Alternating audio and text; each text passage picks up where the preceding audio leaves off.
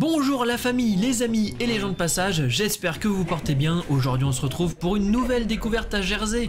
Mais c'est quoi Jersey? C'est ce petit bout de terre là-haut là, juste au-dessus de Saint-Malo. Une île anglo-normande située entre la France et l'Angleterre. Il y a un aéroport pour aller sur l'île, mais nous on a choisi d'y aller en ferry avec la seule compagnie qui propose la traversée, Condor Ferries. Le ferry part assez tôt, alors on fera abstraction de nos têtes fatiguées, mais à bord il y a tout ce qu'il faut de quoi grignoter, notamment pour le petit déjeuner, une petite boutique avec un peu de tout et suffisamment de sièges pour tout le monde. Il y a 1 heure de décalage avec la France et la traversée dure environ 1h30. Le ferry nous mène directement à la capitale, Saint-Hélier, et c'est parti pour découvrir tout ça.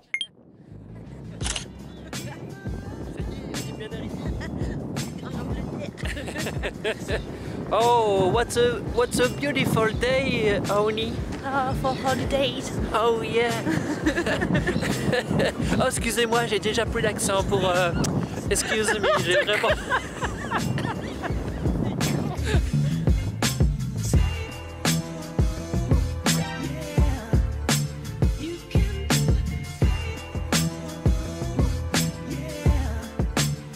Voilà, on marche dans le marché de Jersey. Ça a l'air d'être une ancienne prison rénovée. C'est vachement mignon, en briques rouges, tout en fer, en ferraille, avec plein de petites boutiques. Bon là il est 10h du mat, il n'y a personne dedans pour l'instant mais... Tant mieux, ça fait de belles vidéos comme ça. Ouais.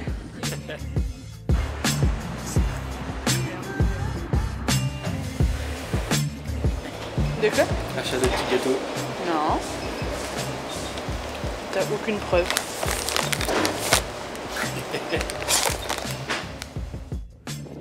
C'est parti pour prendre le ferry pour aller visiter le Elizabeth Castle.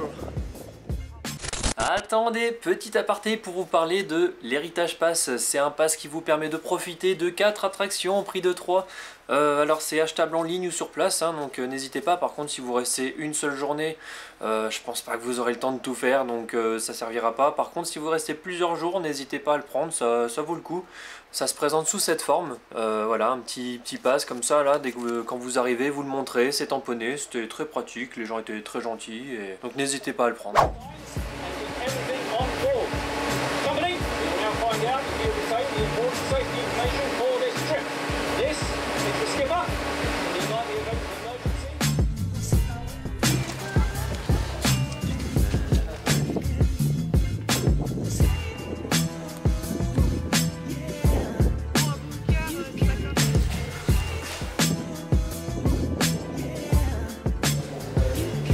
On vient de visiter le château Elisabeth, mais ce lieu est plutôt une place forte qui permettait de protéger Jersey des attaques maritimes. Alors pour ceux qui pensent que c'est un château très médiéval, en réalité il a connu vraiment différentes modifications à travers le temps, dues à ses utilisations et aux évolutions technologiques, et notamment pendant la Seconde Guerre mondiale où il a été investi par les Allemands. Et des bunkers ont été mis en place et des canons anti-aériens également. Donc en fait c'est vraiment un mélange entre du médiéval, du un peu plus moderne et du très moderne des années 1940.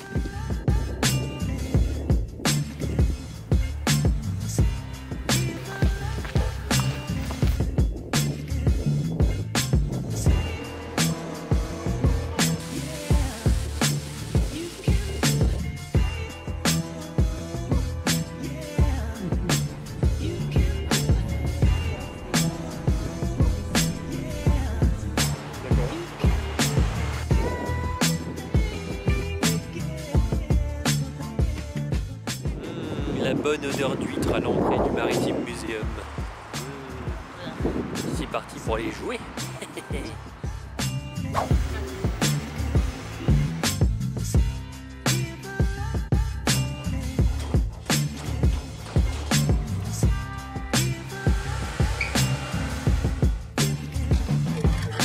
Petit bateau.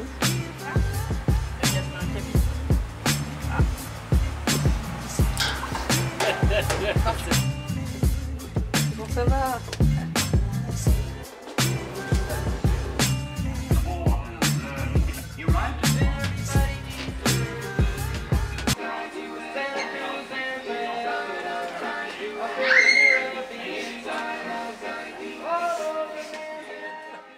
Après cette magnifique danse, direction le Jersey Museum. Il est gratuit grâce à l'Heritage Pass, donc on en a profité. Le musée raconte l'histoire de l'île depuis l'arrivée de ses premiers habitants. On y découvre son histoire, sa culture, sa géographie et même son agriculture. Au 3e et 4e étage, on entre dans une maison de marchand datant de l'époque victorienne vers 1860. Il y a un espace ludique où l'on peut tester ses talents à différents jeux et c'est pas moi qui ai joué, c'est Adri. Bon ok, c'était moi. Elle était trop occupée à dessiner de jolis champifesses sur le tableau d'à côté. La maison permet de découvrir les difficultés d'une famille de cette époque. C'est à la fois magnifique et très ludique, et sans conteste le clou de l'exposition. Quelques salles étaient en rénovation, mais on a pu faire un joli tour déjà. Mais la fin de la journée approche et il est temps d'aller manger et surtout de prendre nos quartiers à l'hôtel. On en profite pour retourner au bord de la plage histoire de se poser un dernier coup et observer la différence de niveau de la mer entre le matin et le soir.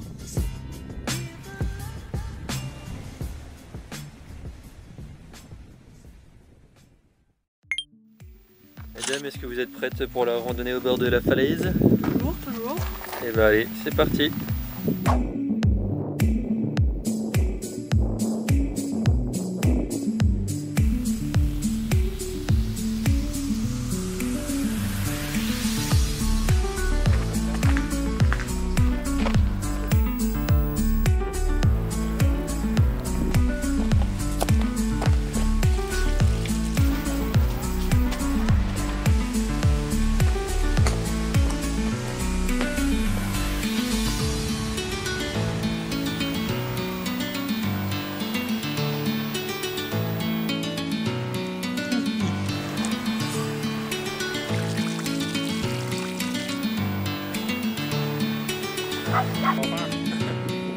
Allez, c'est parti.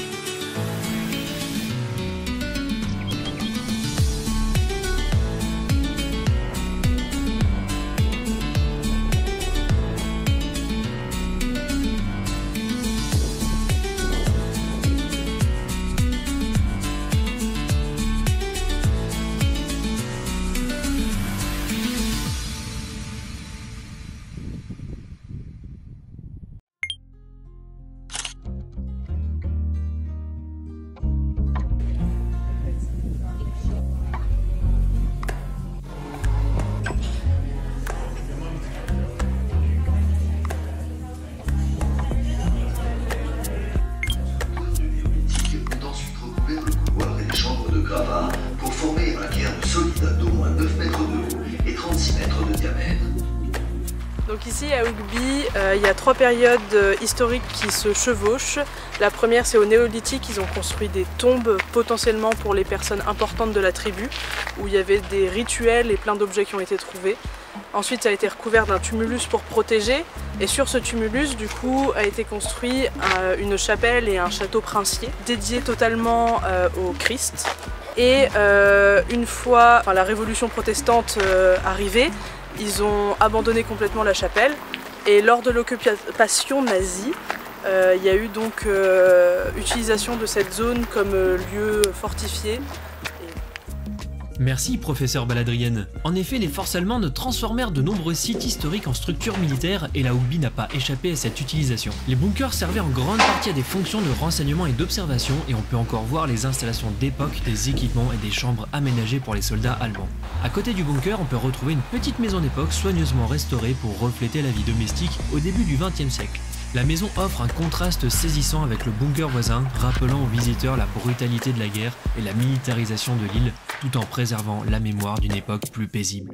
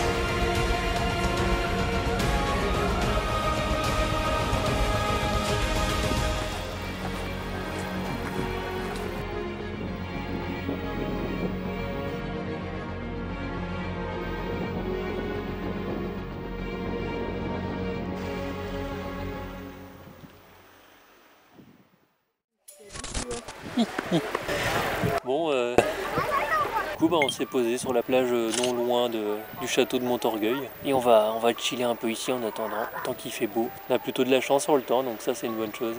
Alors, petit récap du château de Montorgueil. Je pense que c'est la meilleure visite à faire de l'île. Après, je pense que ça peut être intéressant de faire la visite guidée le matin, parce que sinon c'est une visite libre. Mais c'est vraiment libre de chez libre. Il n'y a aucun parcours, aucune indication ni rien. On peut vite se perdre dans le château si on fait pas, si on fait pas attention. On peut louper des salles et tout. Mais sinon, le château est vraiment bien entretenu. Il est vraiment beau. Quitte à choisir, vaut mieux faire le château de Montorgueil que l'Elisabeth Castel de Saint-Hélier, qui lui est plus en réparation, en rénovation. Mais dans tous les cas, faire une visite guidée, ça peut être intéressant.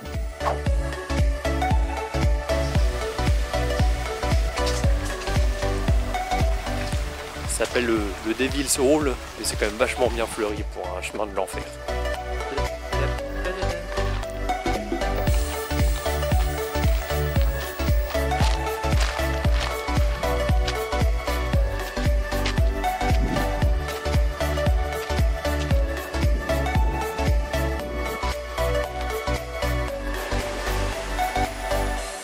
Le Devil's Hall, petit coin sympa où aller, petite plateforme accessible une fois en bas, il y a quoi, 10-15 minutes de marche grand maximum, donc petite balade à faire, c'est vraiment sympathique. Petite balade qui vaut le détour, Adrienne a pu prendre le temps de prendre des photos et tout, mais bon, on n'est pas très chanceux de ce côté-là. Petite interruption en voix off pour vous poser une question existentielle. Qu'est-ce que vous n'avez pas encore vu dans cette vidéo ? Des ramen bien évidemment. Je ne pouvais pas vous quitter sans vous parler de ce merveilleux restaurant qui propose une large gamme de mets asiatiques, les gyoza, les bao, les currys, les ramen. Et on y est même retourné le dernier jour pour en profiter une dernière fois. Non vraiment, il est vraiment super bon.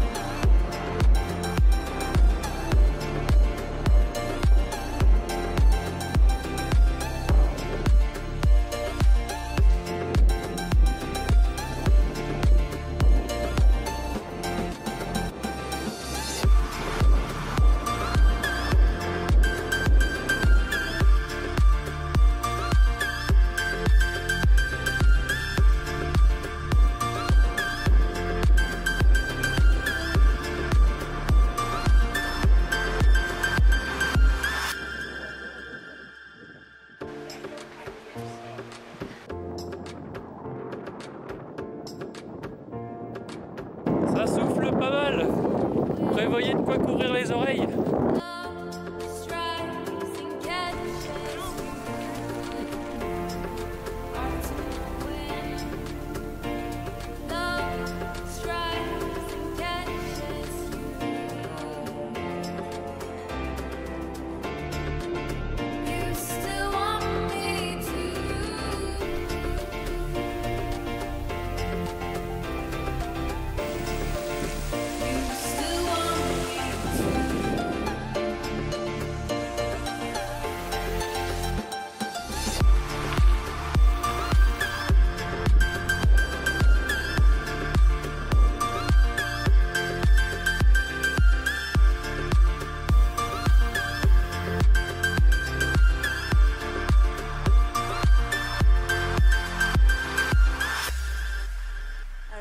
On a fait une étape au tunnel de Jersey. C'est une marche dans les tunnels qui dure environ 1 heure, peut-être un peu plus d'1 heure si on prend vraiment le temps de tout lire. Après, il n'y a pas tout qui est traduit en français, il n'y a que quelques passages clés qui sont traduits en français ou en allemand. C'est un endroit où on nous apprend beaucoup de choses sur l'occupation allemande pendant du coup presque 4 ans. Il y a énormément de témoignages de personnes qui ont vécu tout ça, de personnes qui ont pu s'en sortir, et durant tout le trajet on est amené à découvrir un peu toutes les étapes qu'il y a eu entre l'arrivée des Allemands et jusqu'à la libération. La promenade nous amène aussi à nous poser des questions sur la façon dont on aurait agi si on avait été à la place de certaines personnes, avec des lettres qu'on pourrait potentiellement poster s'il y a un litige avec nos voisins, ou alors si dénoncer nos voisins nous permettait d'avoir des rations ou des médicaments pour nos enfants, est-ce qu'on aurait posté ces lettres? Ou alors si par exemple on est face à un soldat allemand qui nous propose de l'aide ou qui nous demande de l'aide en échange de choses, est-ce qu'on aurait accepté cette aide ou est-ce qu'on lui aurait offert notre aide? Il montre également qu'il y avait des soldats qui n'étaient pas du tout pour tout ce qui se passait, d'autres qui étaient très investis, justement comme on apprend à la fin du trajet, qui ont mené le combat même en sachant que la guerre était finie. Et il y a également tout un passage sur la construction du tunnel avec les travailleurs forcés, pour lesquels il y a eu énormément d'accidents, énormément forcément de maltraitance et autres. Et on a également des témoignages, donc non, ça je l'ai déjà dit en fait.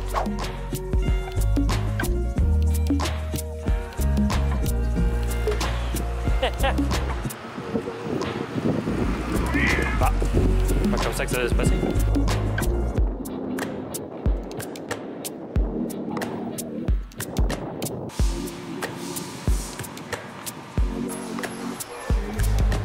Retour de la voix off, on a fait un détour par le marché couvert de la capitale. C'est un lieu incontournable si vous voulez découvrir des produits locaux.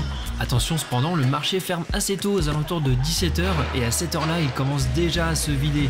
Si vous voulez profiter de tous les stands, il ne faut vraiment pas traîner. Je voulais vous parler des soirées à Jersey. Comme on n'est pas trop branché bar et pub, même s'il y en a pas mal sur l'île, on s'est tourné vers la salle de spectacle du Jersey Art Center. Malheureusement, il n'y avait pas de représentation pendant notre séjour, car la programmation reprend généralement en septembre. C'est un lieu qui propose une large variété de spectacles et d'événements culturels tout au long de l'année. On avait aussi remarqué l'Opéra de Jersey qui, malheureusement, était fermé pour des rénovations durant toute l'année 2024. C'est dommage car il y avait habituellement des comédies musicales et des spectacles qui semblaient vraiment intéressants. Alors on s'est dirigé vers le Cinéworld pour une sortie cinéma. Et ça tombait vachement bien car il y avait une séance spéciale pour les 15 ans de Coraline en 3D. Et franchement ça valait vraiment le coup. La 3D a apporté une énorme valeur ajoutée au film et on a même eu le droit à un making-of à la fin. Ils expliquaient les différents thèmes et défis rencontrés lors de la réalisation de ce chef-d'œuvre d'animation. Petite parenthèse sur l'ambiance dans les cinémas anglais, c'est assez différent de ce à quoi on est habitué. Les gens réagissent beaucoup au film, entrent et sortent de la salle comme s'ils étaient dans leur salon. Ça peut en gêner certains, mais pour nous, ça n'a pas du tout gâché l'expérience.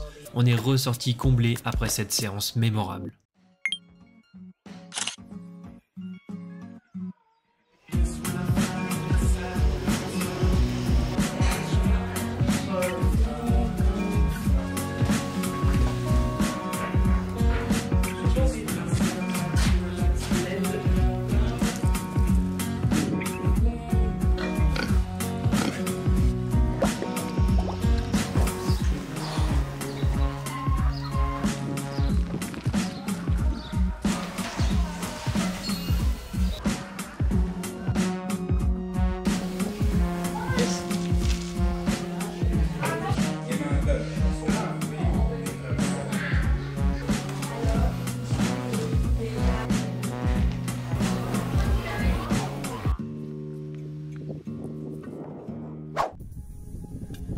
Alors, est-ce que ce serait pas le moment de faire le point sur cette dernière journée et les activités qu'on aurait pu faire? Laissez-moi vous parler de la fondation Eric Young et ses magnifiques orchidées. Si vous aimez les fleurs et les couleurs, ce collectionneur est reconnu dans le monde entier et sa fondation est devenue un incontournable ici sur l'île de Jersey. Petite parenthèse pour les amateurs de détente et de sauna, il y a le Sauna Society, une entreprise qui propose une tiny house au bord de la baie de Saint-Ouen avec un sauna au feu de bois et une vue imprenable sur la Manche. Côté plage, je vous recommande Plymouth Beach. À marée basse, vous pourrez explorer les cavernes qui se révèlent au public, c'est vraiment magique. Comme vous l'avez vu dans la vidéo, il y a un petit train touristique qui fait un joli parcours, mais en plus de ça, des bus vintage vous permettent de faire le tour de l'île avec plusieurs itinéraires qui s'arrêtent aux principaux points d'intérêt. Nous on en a croisé quelques-uns pendant notre balade à vélo, mais ça avait l'air d'être assez carré sur les horaires. Et enfin, pour une touche d'authenticité et de simplicité, rendez-vous au port de Roselle. Vous y verrez des petites maisons de pêcheurs aux couleurs vives et surtout n'oubliez pas de goûter un sandwich au crabe de chez Hungry Man, le plus vieux fast-food de l'île réputé pour ses spécialités. Nous, vu que la fin de journée arrivait et qu'on était à l'ouest de l'île, on a décidé de faire un mini-golf et en vrai ça faisait une éternité qu'on n'en avait pas fait un et je crois que ça se voit dans les vidéos.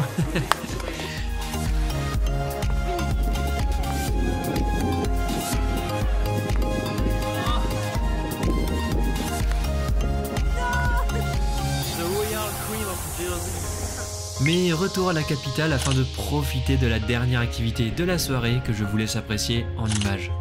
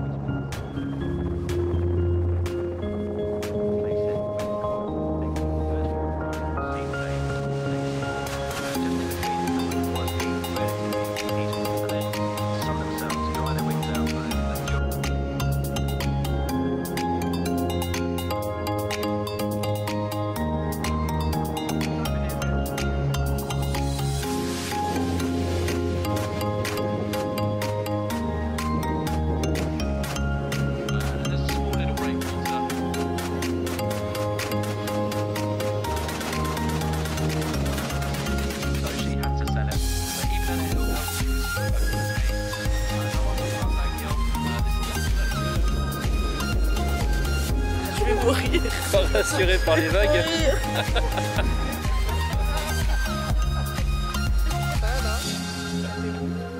Il a fait une vrille et tout.